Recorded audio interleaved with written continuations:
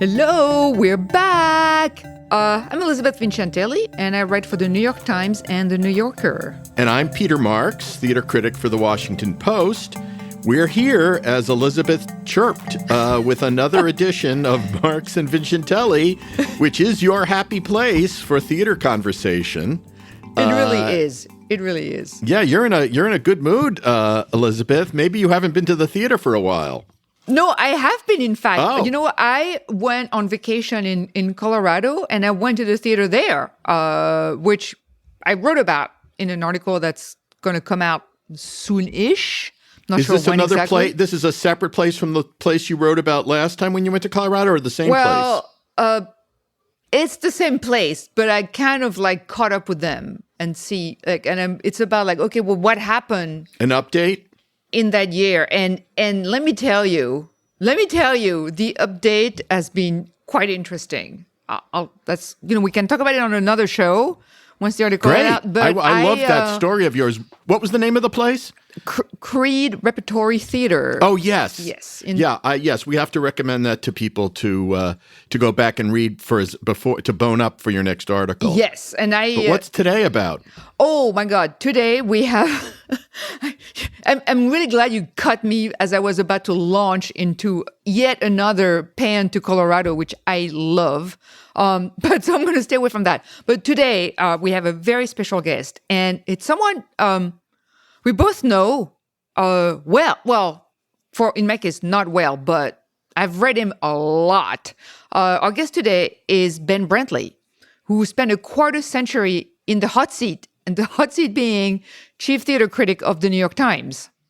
Yeah, this is a good get by Marks and Vincentelli. Pat Especially ourselves on the Marks. back for this. Well, for this one, yeah. Well, and my first gig as a theater critic was as second chair to Ben at the Times. When he was elevated from the second spot himself to chief critic in 1996, I got the second job. First time I ever worked as a critic, and much of what I learned about being a reviewer in those early days came just from following Ben's example as much as I could. It was a scary transition for me, and he made it much easier, much more seamless. He being one of the most astute observers of the mechanics of a play and of production to ever occupy that seat, in my estimation. So Ben left the Times almost 2 years ago, but it has not set aside his love of the theater. So if you follow his Twitter account, which I hope you do, he's been curating a list, and as of today, I checked before we recorded that, it's 439 tweets long, and the series is called Reasons to Love Live Theater. And the latest, as of today, was about the Complicity production Streets of Crocodiles, which was staged at Lincoln Center Festival in 1998. Yeah, so we're going to talk to Ben about a lot of things, about the state of criticism, the state of the theater, and the state of life after relinquishing the throne. Before coming to the Times in 1993, Ben was a protean player in journalism, I would say, having served as Paris bureau chief for the Fashion Bible Women's Wear Daily. He served stints as a movie reviewer and as a writer on the staffs of Vanity Fair and The New Yorker. But this audience, our listeners, probably know his work at The New York Times best, and for which he is most widely celebrated. And we're thrilled to have him here with us today. It's a positive joy. So welcome, Ben Brantley, to Marks and Vincentelli. Thank you, M and V. I love it. See, when we're straight to the initials, I feel like we've made it. And there was meant to be an ampersand in that as well. Clearly. So we were just saying that you've been doing this kind of very long series on Twitter called Reasons to Love Live Theater. And I was wondering about the logistics of it. Mm-hmm. Did you keep like an Excel spreadsheet of all the shows you've seen? Oh, no. I've never kept an Excel spreadsheet in my entire life. No, I do it. I mean, I don't think I've repeated myself, which is kind of a miracle. But I do it. It's all been kind of serendipitous from the beginning. I mean, for example, the other week I watched the Paul Paul Newman, Joanne Woodward documentary, and I went, ooh, Paul Newman, Our Town. That was an interesting performance, and obviously a very resonant performance. So I did that. I was going to end at 365 with a kind of series of postscripts on Follies, the first show I ever saw, and so it was like the four best buddies. It was like major, deep, theater queen stuff, but then I realized I said I was going to stop it because it is really just done as sort of a discipline, like flossing your teeth. And Peter said, I told him this, and he said in his sage of lower Manhattan voice, "You won't stop. You'll be back." And it's true. In like 4 or 5 days, I thought, oh well, I kind of miss doing it. It was like not flossing my teeth. I'm going to probably stop at 500, but every time I stop, all these other visions of plays come dancing into my head. I could go on singing forever. Is it nostalgia? What's the impulse? Is it the wanting to stay in the moment of those experiences? Yeah, very much. Especially, and I think during the pandemic, a lot of people had to rely on vivid memories, and I think we all became artists of fanning memories into flame. I think when Sondheim died, a lot of us found ourselves revisiting the first productions, various productions of his in our mind and comparing. I do love this stuff. It gives me such pleasure, and it just seemed a way to celebrate, and it's for a very small audience. It's like for like 25 people. We all sit around and go, "Oh, we love," yeah. But it's nice when someone says, "This was the first thing. This was the first thing I saw." Lauren Bacall invited. No, it was Kathleen Turner who invited him into her dressing room after Les Parents Terribles. That was something that someone just posted. I wonder if some of this is you missing the daily immersion, because I think the thing you loved most, at least when I watched you, observed you, and read you, it's the taking apart a play. It's the engagement with a production, and the people involved, and your the things that stimulate your brain. But it's really that communication overnight or whenever it happens with that, and the instant response that you have. Those things really seem to always delight you, and I wonder if that's part of what you revisit when you're of course. No, that's the most exciting thing about theater, and being a theater critic, being any kind of critic though, or being any kind of awake art observer, is that dialogue that you have with someone else's point of view. And in the case of the theater, it's obviously a sort of imbalanced dialogue, because you're this one sensibility or sieve that is embracing and processing all of these elements. But still, theater has that live energy. And I know there are a lot of people who think, and I think it's wonderful that there should be further experimentation with digital theater and so forth. But there is something about the exchange of bodily fluids that's just metaphorically, of course.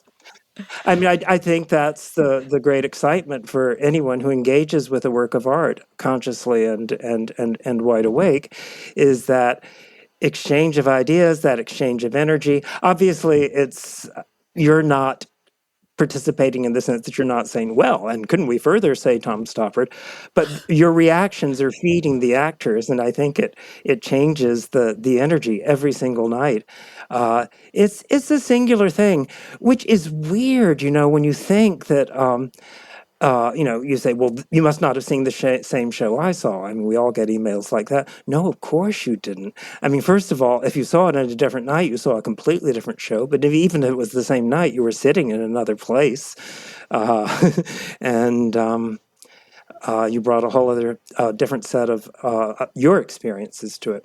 So, but the dialogue, and it's a very, theater's so personal. It's like recalling old lovers, but more energizingly, I think, somehow. Do you find that criticism is different from when you started? You, like I, started as a theater critic at the New York Times. Mm-hmm. It really was your launch pad. And it really was a perch that I think had a different power, a different level of power at the very beginning. Well, I think you can use the word arrogance, because at that time, the New York Times really had no competition, and especially in theater coverage and some of the other arts, but especially in theater coverage. And I remember once, it was actually when Donald Margulies, I was first at the Times, it was like my first or second year, I was a second string critic, and Donald Margulies' The Model Apartment, which I thought was a really brave, interesting play about a couple who turn out to be Auschwitz survivors, and you see how their past haunts them in a very particular, strange, comic way. But they didn't have space in it. And of course, in those days, it was physical real estate that was being fought over. And I remember saying to the editor, whose name I can mention, but I won't, I said, well, no, I think we have to get this in. A lot of other papers are going to have it. And he looked at me, and I don't know exactly what he said, but basically what he was saying was, we don't care. We're the phone company. Well, it's interesting, this idea of like other outlets, because at the time there were a lot of other papers, daily papers. I mean, the Times. I mean, Time magazine wrote about theater, not just the New York dailies, like the weeklies, the monthlies were talking about it. Now that is not the case, unless it's like some profile of a film actor doing a play, but otherwise that's just not, it's not relevant. Although I noticed everyone got really excited when there was a musical version of The Devil Wears Prada. Hey, let's all get on the plane and go out there. And it turns out to be absolutely terrible. Suckers. But I was really curious about that, actually, that particular one, because why that particular one?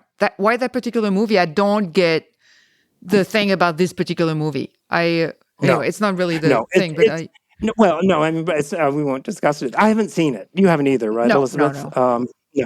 No. It's, I mean, at this point, I mean, what if you did it with like a RuPaul winner as Miranda? I mean, I think you really have to shift the balance to make it at all palatable today. It's interesting because they actually almost did that, because by casting a black actress as the younger girl, the younger woman, the Anne Hathaway part, right? That completely shifts the discussion, right, Andy? That shifts the discussion, because we all know that the fashion industry has been, fashion and magazine industry have been, justly accused of great racism over the years. But apparently that is not addressed at all. I mean, that felt like that could have shifted the conversation and made it an interesting adaptation. It's true, if you addressed it. Right. And if you're going to cast it that way, it does have to be addressed, I think. Let's just explain to people who don't know what we're talking about here that the musical version of Devils Wear Prada opened in out of town in Chicago, music by Elton John, lyrics by Shana Taub, and it's cast Beth Leavell as Miranda in a production that wants to come to New York. And as Ben pointed out, the critics from the Wall Street Journal, from the New York Times, from the Washington Post, from the LA, a reporter from the LA Times, New York Post, we all, in very unusual fashion these days, we all trumped to Chicago to join Chris Jones there as the Tribune critic, who was not thrilled to have us there, by the way. But the interesting thing was, the reasoning was for going was the property having this kind of interesting crossover audience with theater. That movie particularly, the sort of the legend Meryl Streep made of that piece.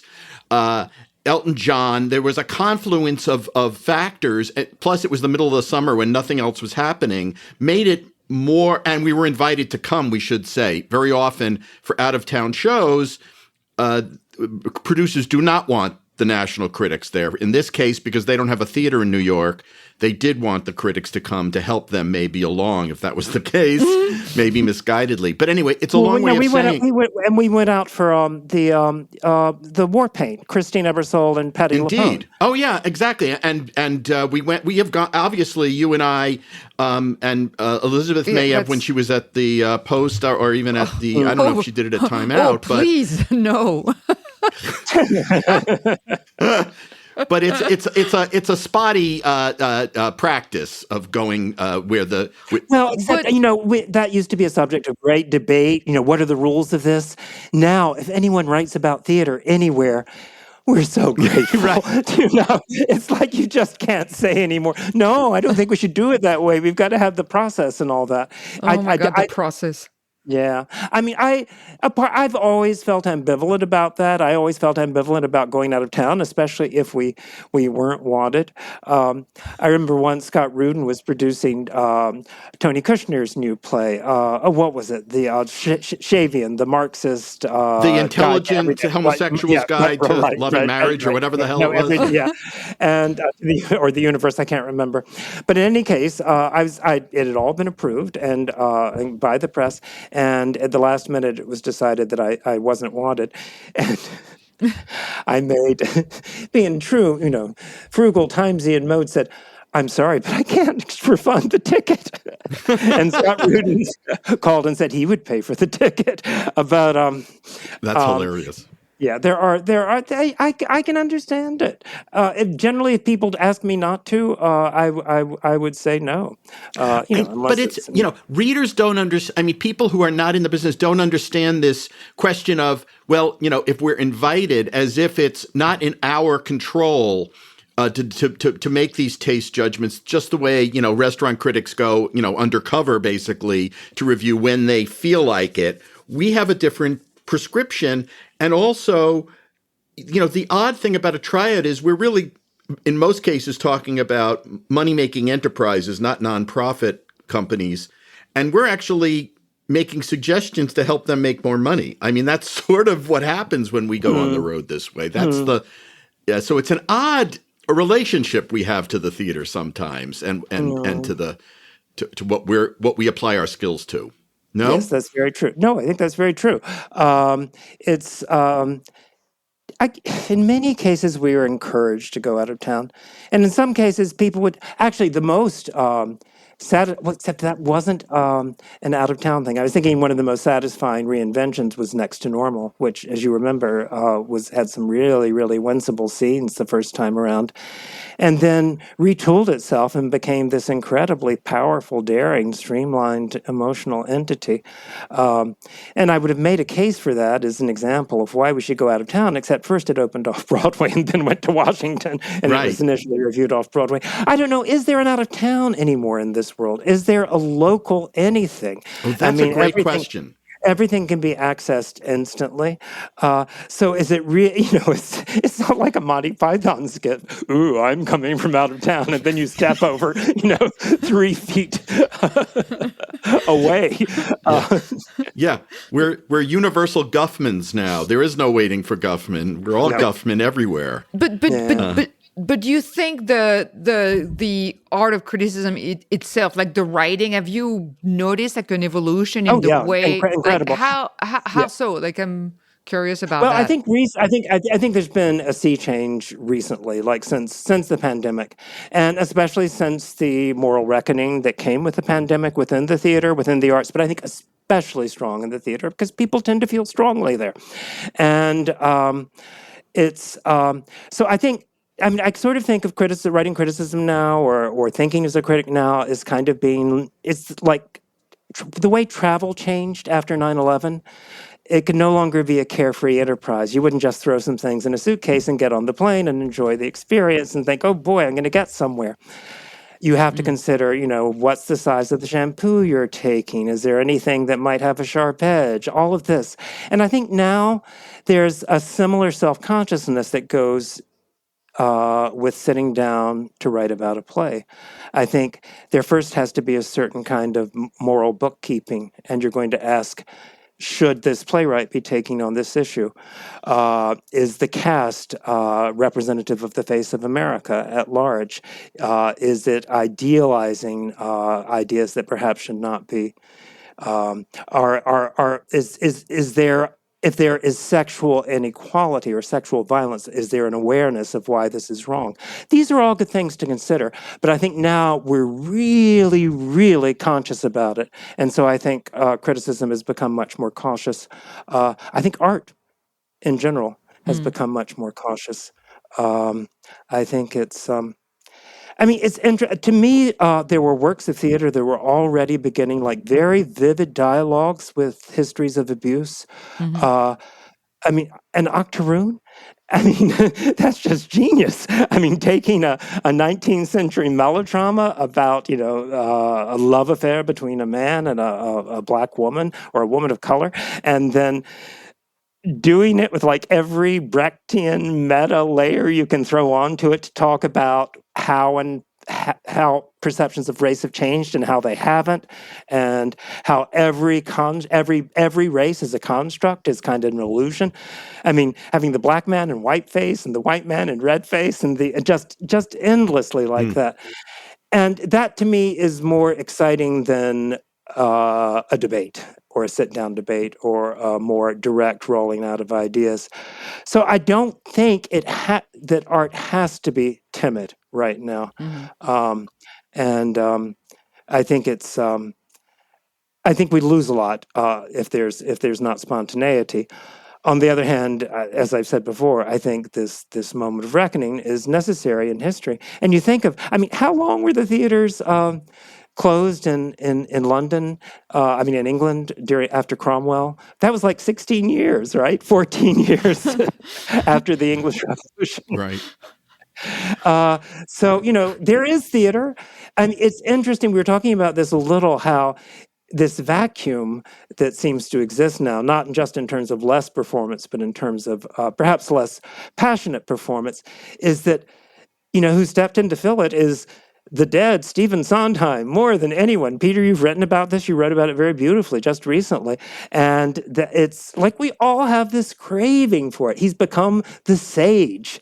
I mean, I drive around where I live in the country and tears streaming down my face listening to Sunday in the Park with George and Follies again and again. And the others I listen to too, but those are the two right now. Bernadette Peters cannot be. You can't overrate Bernadette Peters. She's such a genius. I was listening to the Follies with her and Jan Maxwell, the one that came out of the Kennedy Center, Oh, yeah. that came to Broadway. And there's a moment. It's too many mornings. The duet, that Ben and Sally sing of all the regrets, but how it has to change. And there's a moment when there's sort of a counterpoint where the insecure Sally says, "I should have worn the green dress," and then she sings, "I wore green the last time." And Bernadette doing "I wore green the last time," it's a voice that is just already given up. It is so sorrowful. I wore green. I mean, it flutters. It's tragic. And at that moment, you can see the show is going to be headed into such dark territory. And it hinges on that tiny throwaway moment of the voice. And Sondheim gave so many opportunities like that to singing actors. But otherwise, yeah, I have listened to Into the Woods. I haven't seen this production. I hope to. But I have listened to Into the Woods a lot, too. And the degrees of ambivalence. Elizabeth, Pete, I don't know if you've seen The Little Night Music upstate. No.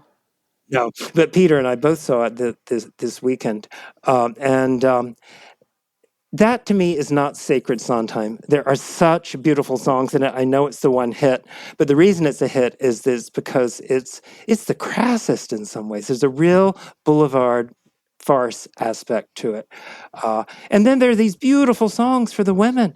I mean, it's just every day a little death. I mean, it's just... Yeah. And it was very satisfying, by the way. While I was at the Times, I've never had an occasion to give a good review to Sierra Boggess. Is that how it's pronounced? Because Yeah. she was the original Little Mermaid, and then she was in Love Never Dies, two of the greatest catastrophes of all time. So it was so nice. I mean, I told Peter I wouldn't have wanted to write about this, but I would have liked to have been able to say, "You're so good here." I mean, Right. it's a very sophisticated, different part from what you've been doing. You use that beautiful soprano. You don't show it off. I mean, you almost disguise it, but you still make it work for you. Well, temperamentally, also, you find it's a lovely thing to discover that an actor has a gear that has not been implemented before, that producers and directors have not recognized before, and she has this dimension that is transcendent in a role that you would never have thought for her. I mean, that's one of the remarkable renewable resources of what we do, I think, is that the discovery factor, and I thought you were taking as much delight the way Elizabeth and I do still in those discoveries in your 25th year as you were in your first. Yeah, it's been actually the stuff I've seen this year. It's Elizabeth. Did you see The Most Happy Fella? No. Oh, the Daniel Fish one, the Reconsider. No, Yeah. I haven't. I have not seen it. Yeah, no. That's at Williamstown. I love What's Gone. Yeah, I love that piece. No one else has liked it. No one else has liked it, but it's there's such a richness to it. If you just have to, he does this sensuous immersion thing with music that no one else does now. Dave Malloy kind of does sometimes, I think, but on a smaller scale. And the orchestra in this, yes, if you didn't know The Most Happy Fella, you wouldn't infer a plot, but you'd infer a certain something about how women see men and how they see the men seeing them. And it's beautiful. That was thrilling. The other thrilling thing was we were talking about rediscovery, was going to see, I wasn't going to see How I Learned to Drive. I'd been a huge advocate of it the first time. It really moved me. I found myself just flooded in tears on the sidewalk after I saw it the first time. But Mary Louise Parker and David Morse were doing it. And I was here, for, again, 25 years later, I was here. And I thought, I'll just get a ticket in the middle of the day. So I went. It was a weird experience going because I had to wait in line to see if there were tickets available. And I looked up and I was standing under a poster of a quote from me. And, I thought it was like the last scene, in some Skid Row movie. But anyway, I went in. It was the best $200 I could have invested. I was just so moved all over again. And it's just that rare chance you get to see actors who created a part all these years later. It's so perfect because it's a memory play. So you're remembering them, watching them, remembering how they played these people, remembering. And just the layer, I tear up thinking about it. And there's this one moment where Mary Louise Parker, remembering herself as like a 12-year-old girl and, with the uncle who is grooming her, there's no question about it, is taking her picture and he wants her to take off her top. And she's feeling very uncomfortable and sort of going in like that, drawing her shoulders in. And suddenly he says, little bit, you look beautiful, blah, blah, blah. And then he says, I love you. And what happens to her face at that moment is just, this person is so damaged for life by this guy, by this moment, by that hunger for that kind of affection.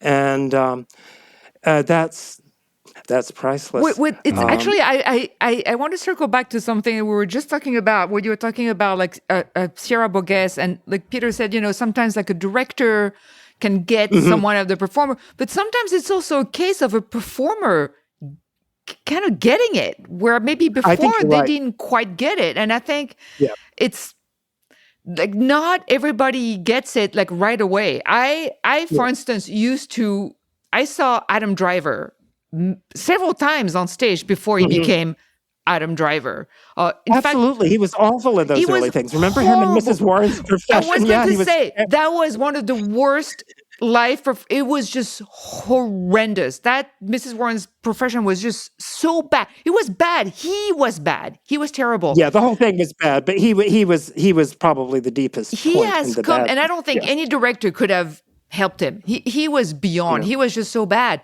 And something happened to him. I don't know if it's practice makes, I don't know what it is, or him just getting old. There is something to be said about. And so talking about Mary Louise Parker doing again, that is so rare to see that as well. It never happens. It's what a rare opportunity for her, but also for us to see it, with that change of time. Is there like another actor or actress you can think of, or director? At first you thought like this is not going to work. And then you saw them again like 10 or 20 years later and you thought, now we're all on the same page. Now they're getting it. Now we're all, I feel like that's the thrill, though, isn't it? When it surprises you. right. I'm trying to think of. I mean, you're right about Adam Driver. In Burn This, he just owned that stage with such an incredible command, and he was a volcanically sexual presence, which I Yes. would have said he was with in Mrs. Warren's Profession. The other thing was Man and Boy. Remember with Frank Oh my Langella? God. It was so He played bad. Frank Langella's son, and you really shouldn't put those two guys together on the same Oh stage. my God, that was so bad.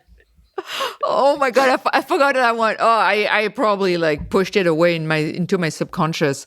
Oh, But but yeah. might I add that I'm trying to be now, since I've left the Times entirely in a celebratory mode. You'll notice I've not written anything unflattering about a play since I've been posting on Twitter.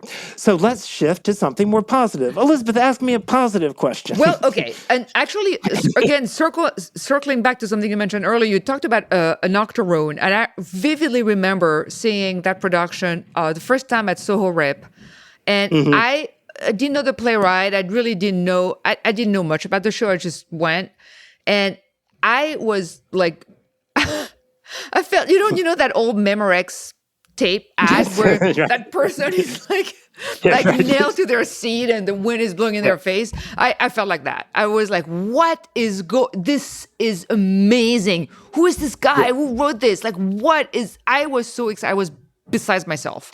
By the way, other instances of it? Yeah, I mean, another one, and you and I actually had drinks before this. I don't know if you remember, Elizabeth. It was very special for me, but it was no. A lot of us from That's the the Times did. only We were in time I Soho. think. It was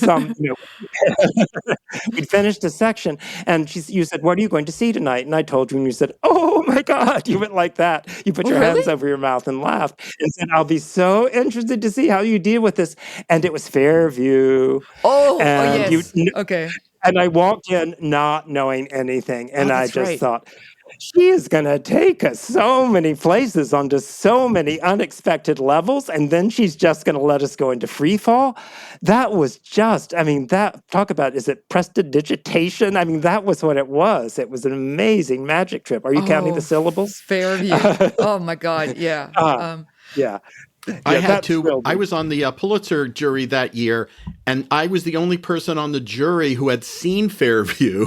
And I remember trying to explain. Even the script was was rudimentary. It was really not on the page. It was only very schematically set out. I mean, so much was evolved in direction in the production. And I remember, I persuaded everyone, but it took an inordinate amount of time to go through an understanding of the levels on which that play Oh, worked no, and how it Peter, changed. this is legendary. Apparently, you acted the entire I thing did. out. It was I played midnight, all the and he said, roles. No, okay, everyone step to the other side. Really? The audience must know that 1/5 of what Ben says is absolutely made up on the spot.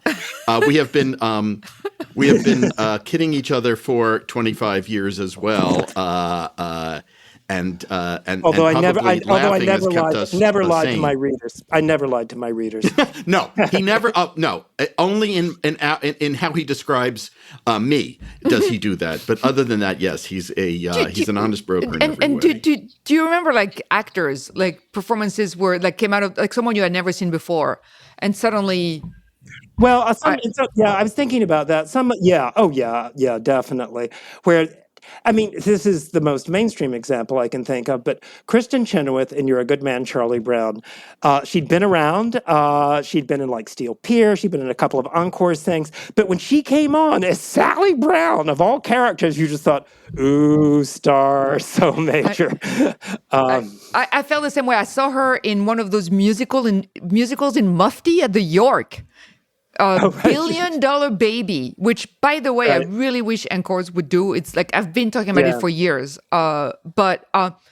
And so that may have been like her first or second job. Mm. And I remember seeing her and thinking, she's gonna be huge. She Yeah. is that there's like it's one of those personalities where you're like, there's no doubt. There's no doubt. And it happened. I'll mention another name, Janet McTeer. Oh, Oh, she was the other one I was going to do. Be Still My Heart. It was a production of A Doll's House. I knew it had been well received in London. This was when I was first in the job, though. I wasn't as conscious of what was being said in London. Of course, we didn't have the internet in the same way we do today. So, but I remember going to it, and I thought, A Doll's House. Come on. I mean, this is for another discussion, but I've fallen in love with Ibsen so deeply since I became a critic of live theater, because I just realized how great those plays can be if they're played properly. And this was the first of them, directed by Anthony Page. But Janet McTeer, who is this big, beautiful jock of a woman, she's like 6 feet tall, large-boned, very confident-looking. You put her in a corset and say, "Bend your knees every time you kiss your husband," and feel the captivity. And it was one of the most moving performances I've ever seen in my life. And when in the final scene with Torvald, where she says, "Our marriage has been a sham," you can tell how much it hurts. It's like, okay, my entire identity was a lie, and I was living it. I tried so hard. It was just beautiful. Every time I went to that, I sobbed. I took my parents to it. I remember a night, Ben, in the late 90s, when you and I and our dates for the evening went to see, yours was Brooke, mine was Val. Beauty Queen. And we went to see a play at Atlantic called Beauty Queen of Leanan. Oh. And I remember coming out from that, it was Martin McDonough, it was the first McDonough I'd ever seen. It was the first time he'd been done here. Cripple of Inishmaan, which was done for earlier in London, wasn't done until after Beauty Queen and suffered in comparison. But we walked out of there, we were so charged. You were white as a sheet. We were all like stunned. We were stunned at what we had seen. There was that climactic scene in that play where the daughter scalds the mother. Spoiler! Well, I mean, it's a 25-year-old play, for God's sake. Yes, I think we're safe. But what I was going to say was how, and I remember thinking, oh my God, they have no idea what's about to hit them, because I knew you were going to write the shit out of this thing. Yeah. It was going to be, but I wonder if you have that expectation in that job of what you could accomplish, and does that affect what you think when you're writing? No. When you see, it's very different for me. It's very personal. When I saw that, I just felt so good, and I wanted to make it clear how I felt. I wanted as much as possible to recreate the enthusiasm of watching it. I remember someone who'd always kind of snubbed me before, that I'd worked with at another place. I won't say her name, but came up to me at a party and she said, I live near the Atlantic and I go outside every day and I see people lined up for 3 blocks. And I thought, this guy really accomplished something. And I thought, you bitch, you have never said a word. And this is how you measure things? And I thought, I am not a New Yorker, finally, at heart. I'm just not. The other thing I love to hear about is, you were always very conscious of keeping your distance from the people you were covering. You had a luxury, I think, and I did at the times, that I don't have anymore, of not being in the fray. In terms of reporting and doing. Does anyone have that luxury anymore, do you think? Maybe not, but it's still somewhat. No, I don't know. I don't think so. It's true. No, those walls have come tumbling down. But I remember some wonderful interactions, the reaching out from people in the industry to you.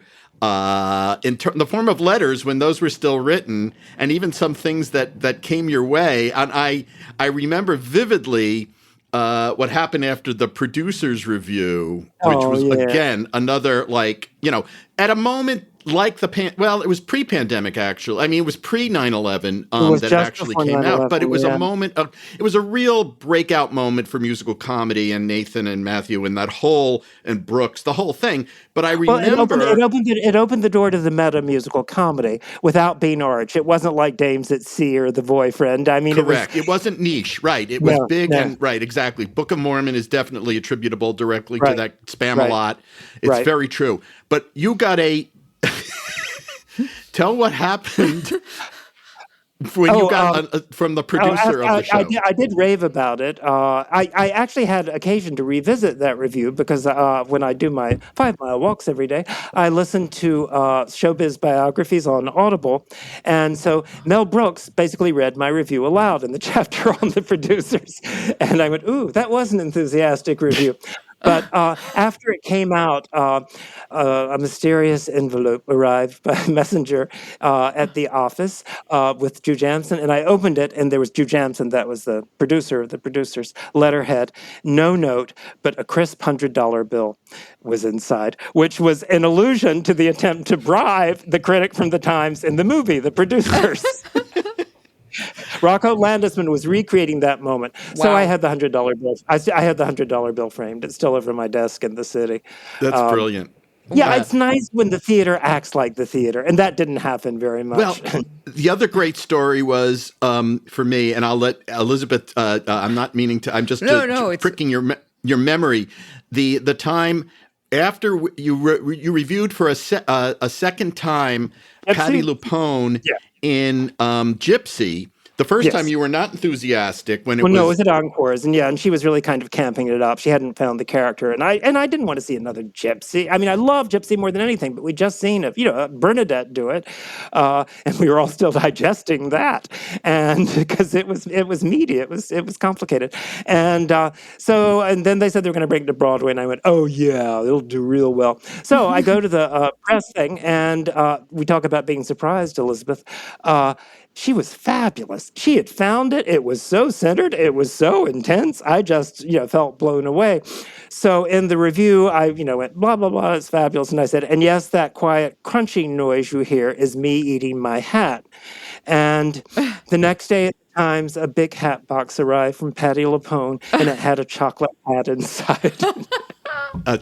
Is that not great? That is... something, I still have that box, and that chocolate hat must be like all maggots by now. Oh my God. I think there's some kind of dark metaphor in there, and I'm not going to draw. I'm not going to draw. I think that's tactful. But there is that wonderful time when you say, the theater being theater. I mean, there is almost like a direct line from All About Eve to that event. There was this kind of... it's like Margot Channing would do that. Yeah. Exactly. And it's such a great Patti LuPone story. Now we think of Patti just... Patti LuPone is the other person who's filled the vacuum. It's Sondheim on the one hand and Patti LuPone on the other. She has become like the moral lighthouse for theater and for the force of theater and the passion for theater. I really love actors when they reach the don't give a shit stage. That's what I call it, the don't give a shit stage. They're at a certain age, a certain status, and they're like, okay, well, what are you going to do to me? There's nothing, they just don't care. And she's totally there. I love every second of it. At the same time, there's real pride, I think, in her performance. Absolutely. Right. I meant not that about the they work, don't care, and but they about... care deeply, both. Right, yes. right. Yeah. I mean, I saw her in London and Company, and then I saw her in New York, I think after you did, Peter, a few weeks after, and she had gotten, and then I saw her actually sing it on to Stephen Colbert. And she really has gotten into that song the other way. Oh God, and I really do other things with my time, but if you've seen her in concert, in the Sondheim concert, singing Patti LuPone singing The Ladies Who Lunch with Elaine Stritch on the stage at the same time. Elaine Stritch, of course, sings "I'm Still Here" and jumps up and down. But there are moments like that. There are moments like that when you're thinking, like, what? There's some kind of like cosmic. There is like shake up. I many years ago at Lincoln Center there was a tribute to Sweet Charity, and they had 3 or 4 of them taking turns. I think they had Debbie Allen and Gwen Verdon was one of them. And Bibi North, I think. But anyway, they had 4, and they would take turns. Right. And I really thought I was going to pass out. I was so overwhelmed when Gwen Verdon turned up that I I felt like I was having like chest constrictions. And there's Yeah. this thing I think it's called the Stendhal syndrome that apparently Yeah, it hits is. It is. Yes. Japanese tourists. Like they've seen this artwork and then they see it in real and they're like they Right. pass out. Venus de Milo, yeah. And I felt like I was having the same thing. I was having like some kind of out of body experience, and it's so rare. But when it happens, you just like I really feel like I'm having vapors. I'm like a Victorian lady. I'm having vapors. I need salts. I think So Terry McNally wrote a play called The Stendhal he did Syndrome. the Stendhal syndrome with that's Isabella Rossellini. Yes, and exactly. Oh my God. And Richard Thomas. Yeah. Okay, you have like who's now- you have a memory like a steel trap. That's really impressive. Well, you were asking how I did the the tweets. It's like, oh, what'll I do today? I mean, they all come parading in my mind from time to time. I keep a lot of stuff in my mind. I think most of us do, but it's animated in my case. It's restless. So there's Janet McTeer waving in one corner and the wolves waving in another. So do you miss it? Honestly not. I don't think I'd like to be a critic right now. I don't think I'd be a good critic for the moment. I don't think it's the time for daily reviewing, which is what I really love doing the most. Not that you both don't do it brilliantly, but I think criticism but is by and large something different now. I think it's much more autobiographical. I think it's been a lot influenced deeply by social media, but I think it's of necessity more autobiographical and more morally investigative in all cases and calling to account. You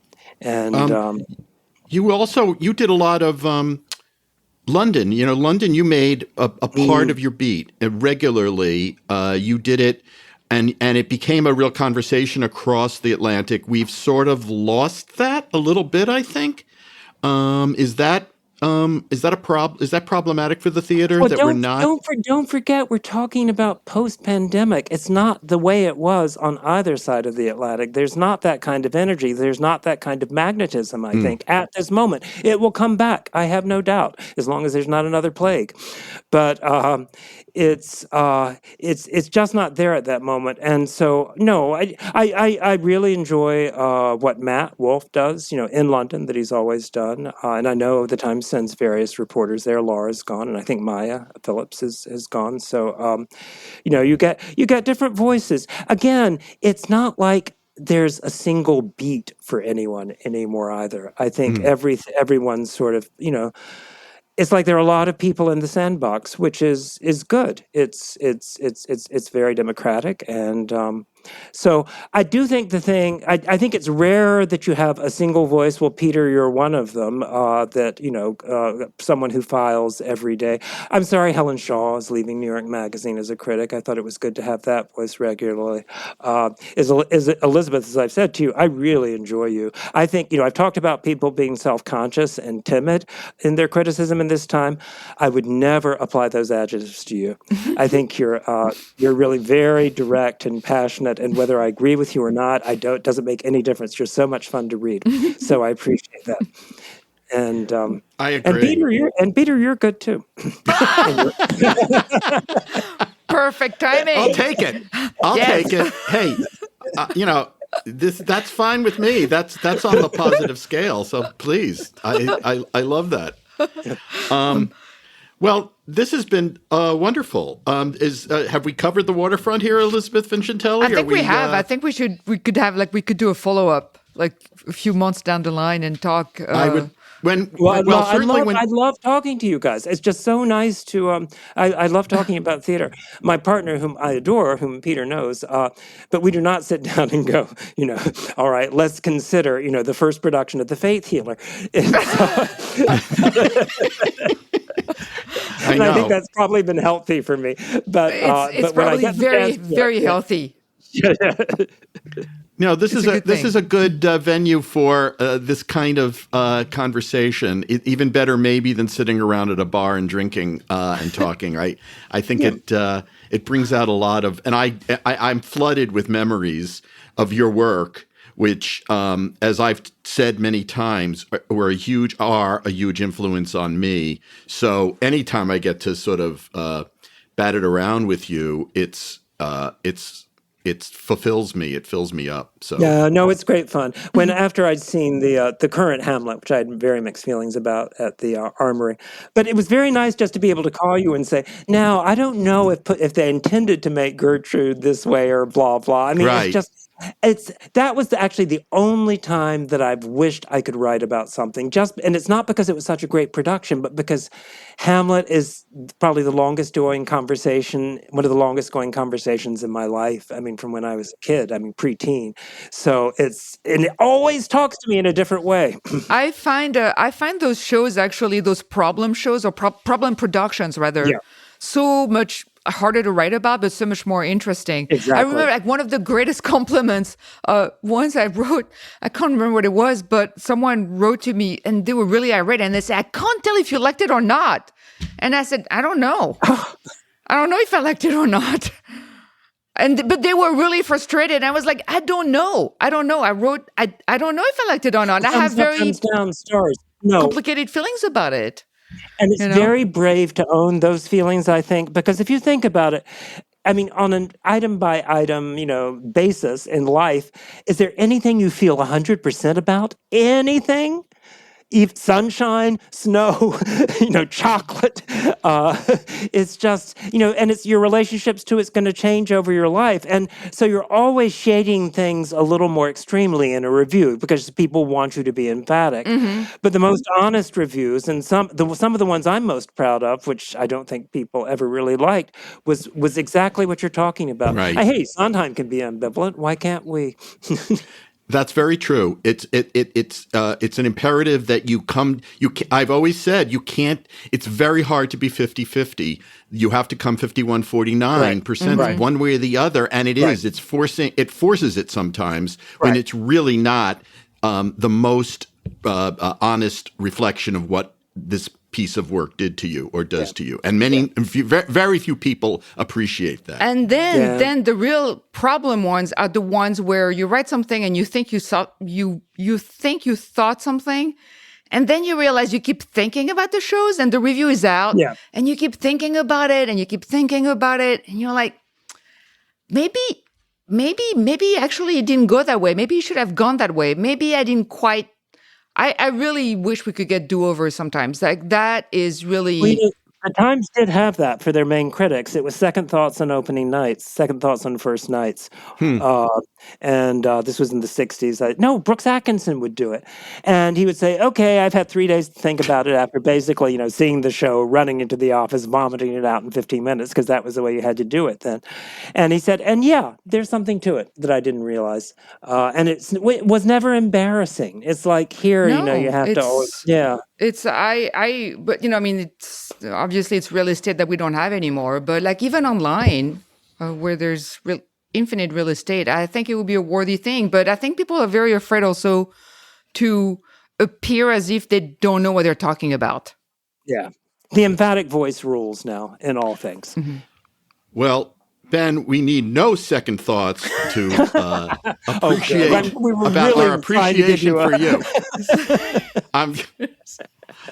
I took that right off a talk show segue from the 70s. Didn't you do classes with Kathy Lee Gifford? You told me about that.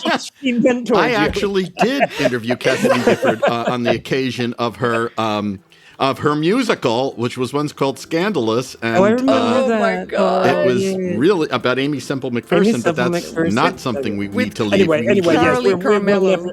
Thank you for joining us today, and we'll talk more theater soon. Very good. Bye-bye.